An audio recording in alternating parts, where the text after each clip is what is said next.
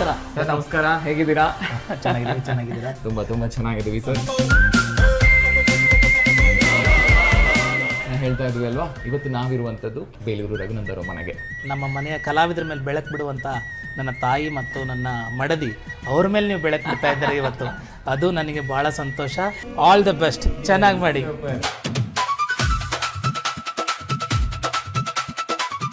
ಅತ್ತೆ ಸೊಸೆ ಇಬ್ಬರಲ್ಲಿ ಯಾರು ಬೇಗ ಹೊಗಳಿಕೆಗೆ ಕರ್ಗೋಗೋದು? ಇಬ್ರು ಕಾಫಿ ಸೂಪರ್ ಅಂತ ಕಮೆಂಟ್ ಬರೋದು ಅತ್ತೆಗ ನಿಮಗ? ಇಲ್ಲ, ಅಮ್ಮನೂ ಚೆನ್ನಾಗಿ ಮಾಡ್ತಾರೆ ಎಲ್ಲ.